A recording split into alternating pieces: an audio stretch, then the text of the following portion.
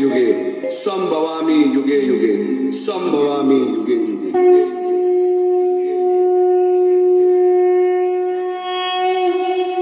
जेव्हा जेव्हा धर्मावर ग्लानी येईल, जेव्हा जेव्हा अधर्म वाढेल, तेव्हा तेव्हा सज्जनांच्या रक्षणासाठी, दुष्टांच्या संहारासाठी, धर्माची स्थापना करण्यासाठी मी युगानयुगे जन्म घेईन। अशीच काहीशी परिस्थिती जेव्हा या महाराष्ट्रात निर्माण झाली, 1 वर्ष तब्बल 350 वर्ष हा महाराष्ट्र अंधारात होता आणि हाच अंधकार दूर करण्यासाठी एका युगपुरुषाने जन्म घेतला। याच युगपुरुषाच्या पराक्रमाची, सामर्थ्याची आणि स्वराज्य स्थापनेची लहानशी गाथा आपल्या समोर सादर करीत आहे।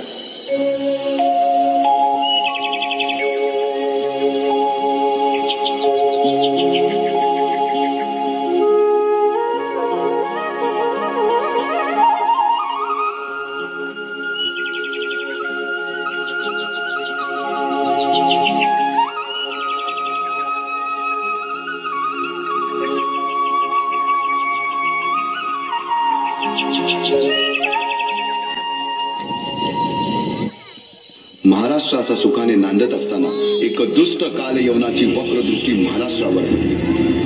महाराष्ट्र परकीय स्वारांच्या टाचेखाली भरडला जातो। अपहरण, अपमान, जुलूम, जबरदस्ती, अन्याय, अत्याचार, मंदिरांची तोडफोड, स्त्रियांची, धनधान्यांची लुटालूट थांबता थांबत नव्हती। जेव्हा आपल्याच घरात गोठ्यातली गाय आणि घरातील माय असुरक्षित होते, तेव्हा घरातलाच अंधकार मनात घर करून बसतो। अशा वेळी साधू, संत, लहान, थोर, लेकी, बाळी अवघा महाराष्ट्र देवाला गाराणं घालतोय। अरे जेजुरीच्या खंडोबा, पंढरपूरच्या खंडोबा, तुळजापूरच्या भवानी आई, दार उघड, दार उघड आई, दार उघड।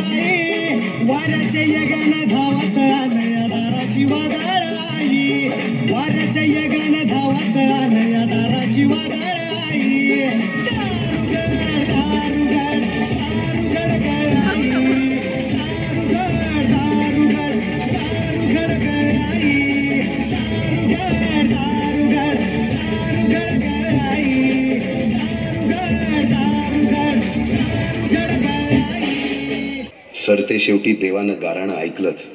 शालिवन शके 1551 शुक्ल नाम संवत्सर, उत्तरायण शिशिर ऋतू, फाल्गुन वद्य तृतीयेला सायंकाळी शुभ लग्न उदित असता कलियुगातील नरसिंहाचा, ग्रहमंडलातील सूर्याचा, नक्षत्रातील ध्रुवाचा, या समछत्रपती शिवरायांचा शिवनेरीवर जन्म झाला।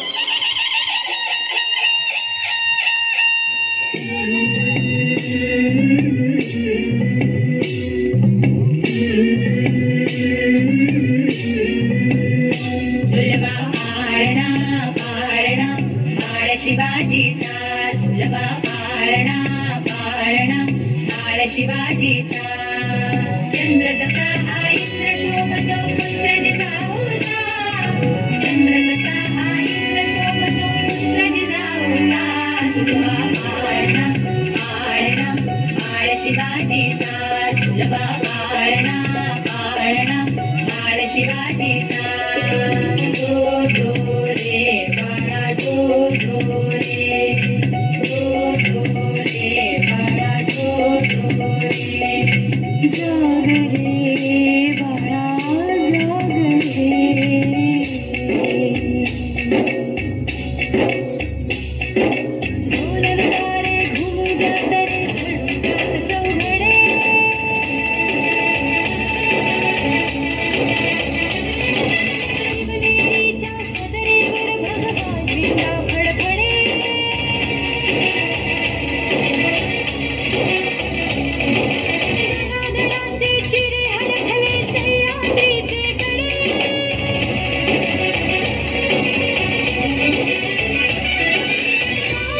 आशियासाठी मावळे मर्द मराठे खडे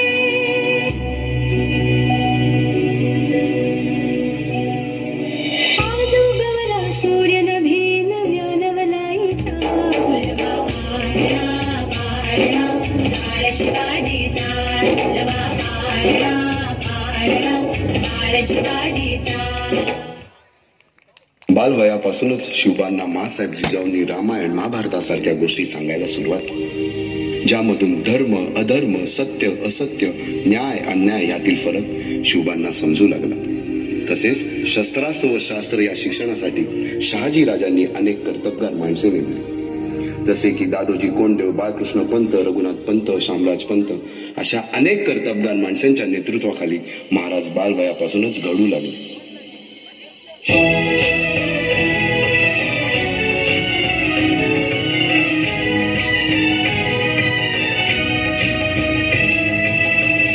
अर्जुन तूच केशव तू तुझा हो सारथी, तूच अर्जुन तूच केशव तू तुझा हो सारथी. करुणी वार गणी मावर दे भूमीस आहुती, करुणी वार गणी मावर दे भूमीस आहुती. तूच अर्जुन तूच केशव तू तुझा हो सारथी, करुणी वार गणी मावर दे भूमीस आहुती. एकटे नेतृत्व कधीच साम्राज्य उभे करू शकत नाही, त्यासाठी तशी कर्तबगार माणसे निष्ठावन मावळे घडवावे लागतात. शिवरायांनी असे सवंगडी त्या वयापासूनच पारखायला सुरुवात केली. तानाजी मालुसुरे, सूर्याजी मालुसुरे, यसाजी कंक, सूर्याजी काकडे, बाजी जेदे आणि अशा अनेक सवंगड्यासमोर शिवबांनी शपथ घेतली स्वराज्याची, शपथ घेतली स्वराज्याच्या बांधणीची.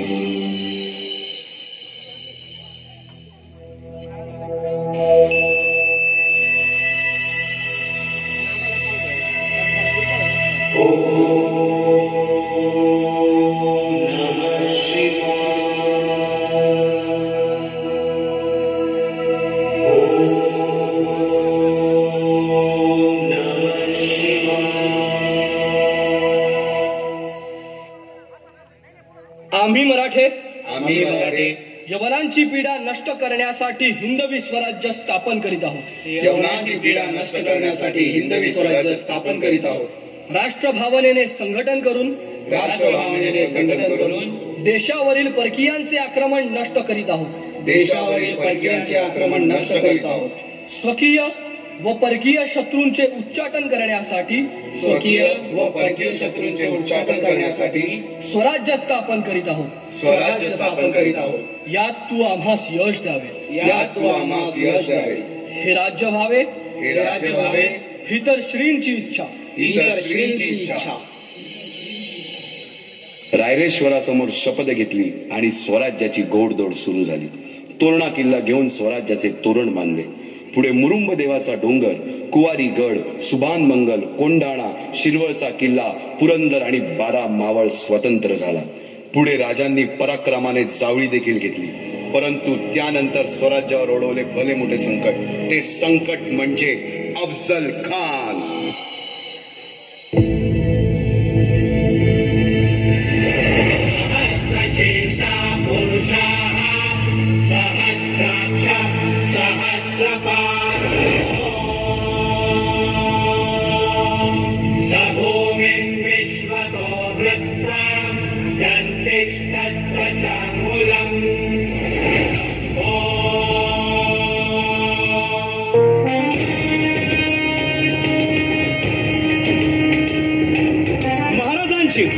शिवाजी महाराजांची कीर्ती बेफाम होती.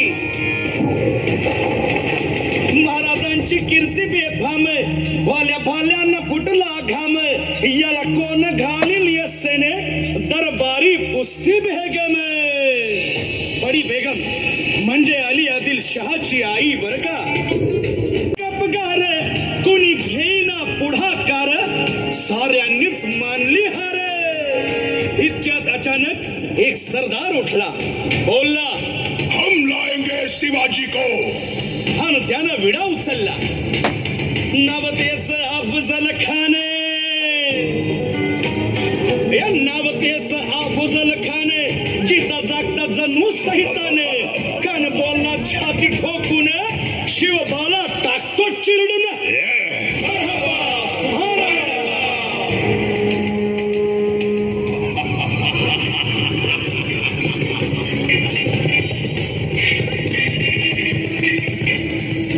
आता शिवबाचं काही खरं नाही. इकडं निजाम, तिकडं मोगल, पलीकडं इंग्रज. जो तो हेच बोलू लागला. महाराज, आपला जीव मोलाचा आहे. खानाचं सैन्य अफाट आहे. त्याच्यासमोर आपला टिकाव लागणं अवघड आहे. काही दिवसांसाठी आपण कुठेतरी अज्ञातस्थळी निघून जाऊ. काय म्हणालात रायबा? मासाहेब, आम्हाला आमच्या जीवाची पर्वा नाही. राजांचा जीव वाचणं गरजेचं आहे. रायबा, शिवबा केवळ आमचा पुत्र नाही, तर अवघ्या मराठी जनांचा स्वाभिमान आहे. या मातेने आपला पुत्र गमावला तरी बेहत्तर, परंतु भ्याडपणे पळून जाऊन या मराठी मुलखाचा स्वाभिमान गमावता कामा नये. अशा वाघिणीचा त्यो छावा. मासाहेब, आपला पुत्र आणि मराठी मुलकाचा स्वाभिमान विजयी टिळा लावूनच परत अशा वाघिणीचा त्यो छावा. तथास्तु. गनिमाला कसा ठेचावा, डोक्यात नेहमी कावा, भेटीचा धाडला सांगावा. खानाच्या भेटीसाठी महाराजांना एक शानदार शामियाना उभारला होता. आणि अशा या शामियान्यात खान डौलत डुलेत, खान डौलत डुलेत. सय्यद बंडा त्याच्या संगतीला, सय्यद बंडा त्याच्या संगतीला, शिवबाच्या संगती महाला. राजाला पाहून खान म्हणतो कसा, आओ आओ शिवाजी, आओ हमारे गले लग जाओ. खानानं राजाला आलिंगन दिलं आणि दगा केला. खानाभिमान मान्याला, खानाभिमान मान्याला. कट्यारीचा वाद त्यानं केला, कट्यारीचा वाद त्यानं केला. खर आवाज झाला, खर आवाज झाला. चिलखत होतय अंगाला, चिलखत होतय अंगाला. खानाचा वार फुका गेला. खान यडपडला. इतक्यात महाराजानं पोटामंदी पिचवा ठेकेला, पोटामंदी पिचवा ठेकेला. वाघन खाचा मारा केला, वाघन खाचा मारा केला. टरा फोडलं पोटाला. टळा गेला खानाचा कोटा. भाई रे आला जी, भाई रे आला जी.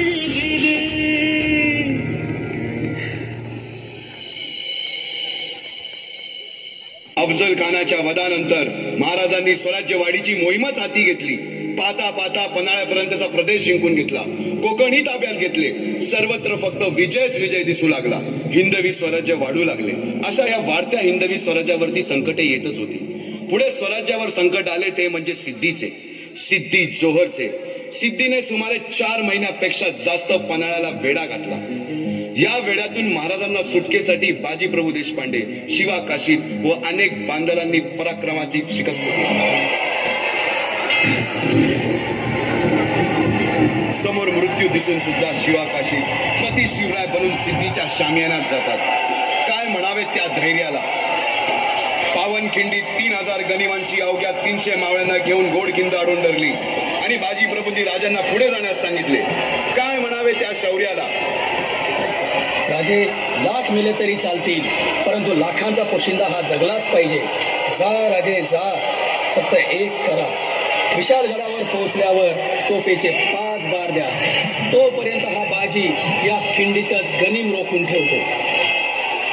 पुरंदराच्या तहावेळी मुरारबाजींना माझ्या सैन्यात आलमगीर बादशाहकडून मनसब देतो असे आमिष दाखवणाऱ्या त्या दिलेर खानासमोर मुरारबाजी स्वराज्याच्या पायी वाहिलेल्या निष्ठेला आठवून तांडव करतात. काय म्हणावे त्या स्वामी निष्ठेला. पुढे राजांना आग्र्याला जावे लागले. त्यातील औरंग्याच्या मगरमिठीतून निसटून आल्यावर तहात दिलेल्या किल्ल्यापैकी जेव्हा कोंडाणा घेण्याची वेळ आली तेव्हा स्वतःच्या मुलाचे लग्न बाजूला ठेवून सुभेदार तानाजी मालुसरे पुढे आले. काय म्हणावे त्या त्यागाला. ही मोहीम मॅच फत्ते करणार राजे. आधी लगीन कोंढाण्याचं, मग माझ्या रायबाचं. अशा या स्वराज्याच्या यज्ञकुंडात अनेक महावीरांनी शौर्याची, निष्ठेची, त्यागाची संविधा धारण करून आहुती घेतली. अशा कित्येक महावीरांनी पराक्रमाची पराकाष्ठा करत स्वराज्याचे एक एक दगड, चिऱ्या, पायऱ्या बसवल्या, घडवल्या. एक एक बुरुज बांधला गेला आणि आता वेळ आली त्या बांधलेल्या भक्कम गडावर विजयश्री धारण केलेला भगवा ध्वज चढवण्याची. म्हणजेच आपल्या महाराजांच्या शिवरायांच्या राज्याभिषेकाची.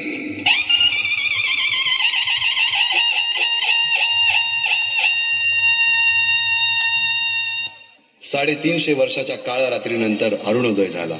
भगवंतांनी दिलेला शब्द खरा झाला. हिंदवी स्वराज्य स्थापन करणारा, यवनांची पीडा नष्ट करणारा, जाणता